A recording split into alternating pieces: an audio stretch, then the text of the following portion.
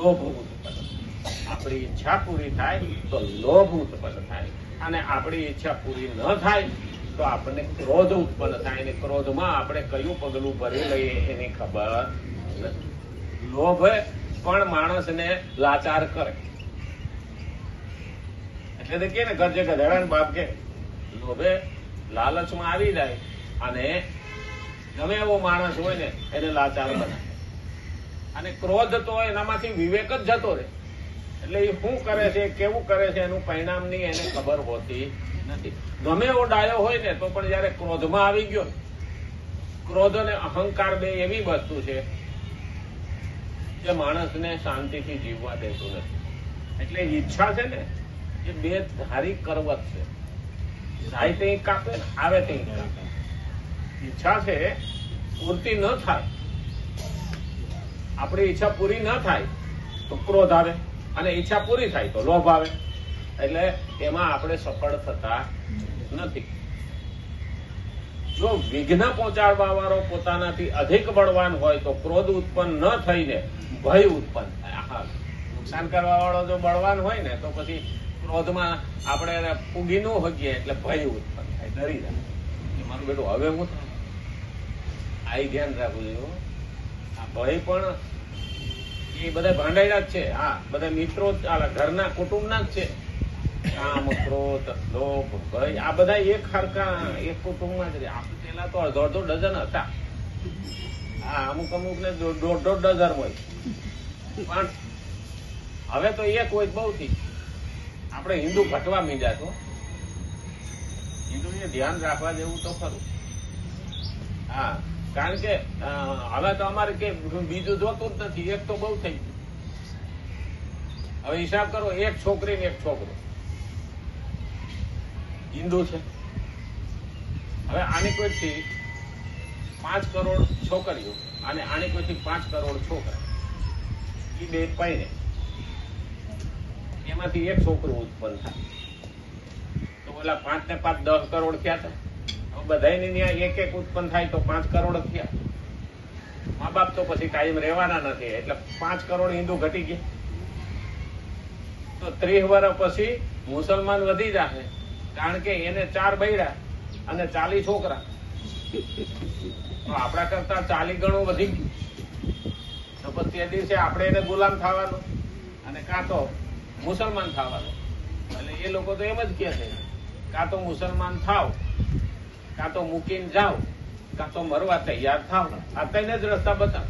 તો આપણે ભારત દેશ મૂકીને જાવું કે આજની વહુની સમજણ પડતી નથી. એટલે કીધું છે કે તું 3 બાળકોને જન્મ આપી તો હિન્દુ બરાબર રહે, પણ એક જ બાળકને જન્મ આપી તો 30 વર્ષ પછી હિન્દુ ઘટી જાય અને મુસલમાન વધી જાય.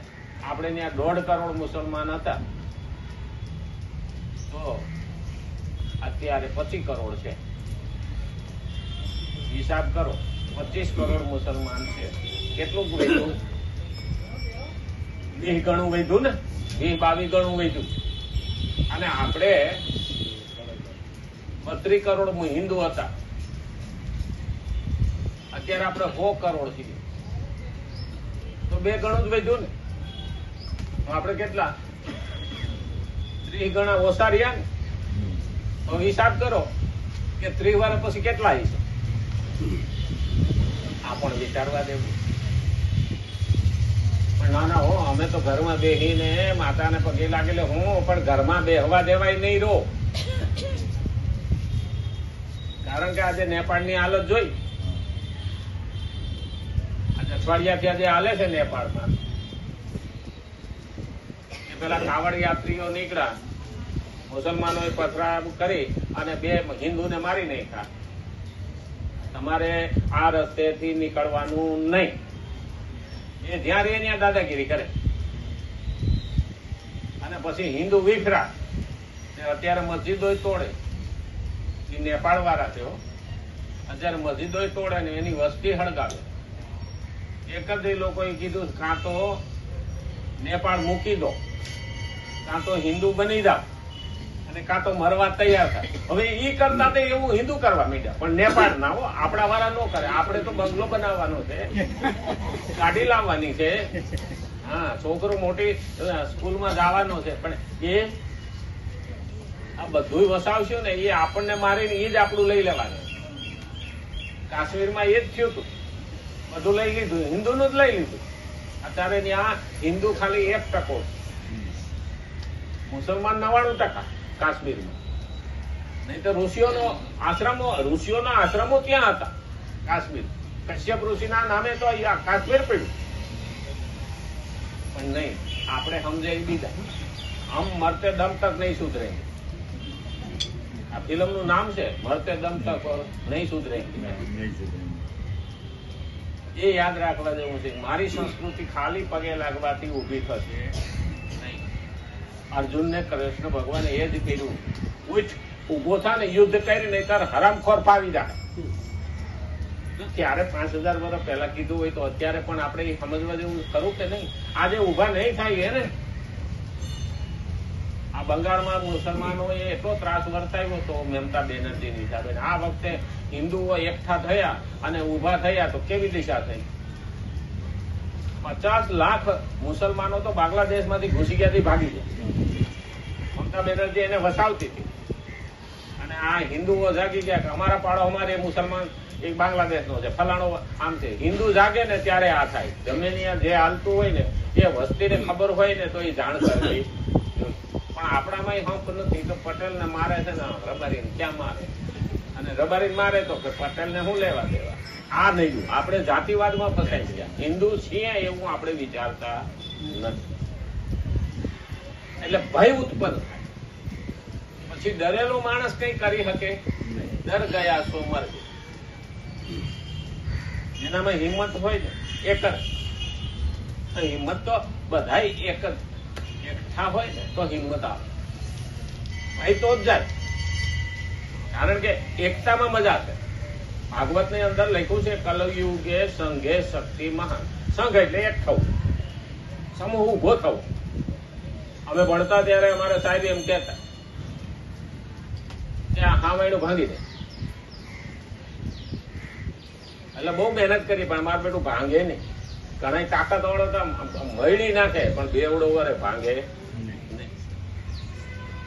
પછી કે હારું આની દોરી છોડી નાખો. દોરી છોડ નાખીએ એટલે હળીઓ નોખી થઈ ગઈ. હવે એક ખાડી ભાંગી નાખો. ત્યાં તો ફટાફટ મીંડા. પછી આમ સાહેબ ને પૂછ્યું કે તમે આ હાવેણાને શું લેવા દેવા? તો કે આખો હાવેણો બાંધેલો હતો ત્યાં સુધી ભાંગે નહીં. તમારું કુટુંબ કે પરિવાર એક હશે તો કોઈ એને તોડી શકશે નહીં. પણ જો અલગ થયા તો એક એક કરીને બધાને તોડી નાખે. આજે આ પરિસ્થિતિ છે. આજે વિભાજિત કુટુંબ થયા ને એટલે આજે બધા તૂટવા માંડ્યા છે. કારણ ભેગા રહેવા દે તો હંપ રે, અને હંપ જ્યાં હોય ને સંપ ત્યાં જંપ. ઠીક છે, સાયકલ હોય ત્યાં પંપ.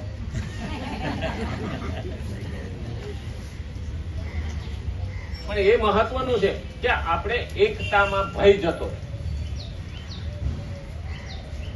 અમે નાના હતા ને ત્યાં દાદીમાને કહેતા, આપણે ગામડામાં તો લાઈટો હતું નહીં જમાના સુધી. હવે આજથી 60-70 વર્ષ પહેલા લાઈટ હતી. એટલે રાઈટે ફાનસ હોય ને તો ઠારી નાખે, ઓસરીમાં હુતા ખડંગ ખાડલા નહીં ખાવે. હા, દાદીમાં હુતા હોય ને એટલે પીપી કરવા જવું છે દાદીમાને કહી. એટલે દાદીમાં કે જા હું જાગું છું કરી આવી ગયા. બોલો અંધારું હોય એટલે બીક લાગે ને. દાદીમાં શું કે જા જઈ આવી કે હું જાગું છું. એટલે આપણે જઈને પાછા આવીએ, દાદીમાં તો નકોડા ભરતા જ હોય. પણ આપણને શું હતું, દાદી જાગે છે મને કઈ ખાવાનું નથી. એમાં સંપોની અંદર આ મહત્વનું છે કે ઓલો બેઠો છે મને વાંધો આવશે નહીં, મારા વાળો બેઠો છે મને તકલીફ પડશે નહીં. એટલે ભય જતો. હવે ભય કાઢવાનું મુખ્ય કારણ ખાલી ભગવાન એકલા જ નહીં, અમારો સમાજ પણ અમારી પડખે હોવો સમાજ એક ના રહે તો સમાજ તૂટે ને ત્યારે આખા સમાજની ઉપર ભય પેદા થાય. કારણ કે એક એક કરીને બધાને તોડવાના છે ને. સમાજ નોખો થયું એટલે તૂટે. અને આપણે પેલા લાકડું ફાડતા ને તે એક ફાઈડ રાખતા, તિરાડ પડે ને એટલે એમાં ફાઈડ રાખીને મારે એટલે પછી તિરાડ પોળી થાય, પછી ફાઈડ ની માથે મારે એટલે એ પોળું થાય. અને પથ્થરમાં પણ આવું જ હોય, સીણી મારો ને તિરાડ પડે એટલે આખો પથ્થર જુદો થઈ જાય. તો કુટુંબ જુદા ન થાય, વચમાં ફાઈડ નાખવા વાળા, આ ફાઈડ નાખવા વાળા કે હા પથરા જેવા હો તો છીણી મારે પણ તમને હક લેવા દે. એટલે તો અંગ્રેજો અહીં ફાવ્યા હતા, ડિવાઈડ એન્ડ રૂલ.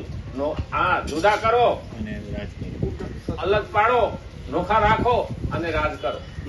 અને આને રે બજાડે અને આને રે બજાડે. એટલે માધવસિંહ સોલંકી અહીં આપણે ગુજરાતમાં કોઈ હક લેવા દીધો. અને વારે વારે કર્ફ્યુ લાગતું હતું કોંગ્રેસના શાસનમાં, વારે વારે ધમાલ થતી. શું કરવા? એ ફાઈડ મારતા હાડા બધાયડા કરો, આપણે રાત શાંતિ કરીએ. મરસી એના વાળા બે ચાર વર્ષ એને મરે ની સામે લેવા દેવા. આપણે એની કોંગ્રેસે રાજ પોતાનું કહી, નહીં તો કેમ નો પેલું થાય ને. આપણે તો મહિને 15 દાડે કર્ફ્યુ ઉભો જ હોય, પણ આ 25 વર્ષ ત્યાં કર્ફ્યુ નથી. 25 વર્ષ ત્યાં કર્ફ્યુ નથી. 25 વર્ષમાં છોકરા પેદા થયા ખબર જ નથી કર્ફ્યુ શું છે. અને આપણને બધા ખબર છે. અને પછી પડીકા આવતા ખબર શહેરમાં અફવા. હા, એના કે પડીકું આવ્યું કેવડું છે, કિલો 1 નું છે. મોટી અફવા આવે, એમાં ધમાલ વધે છે. આપણે રાજેન્દ્રના નાકા સુધી આવી જતો કર્ફ્યુ. બહુ મહત્વનું છે ભાઈ.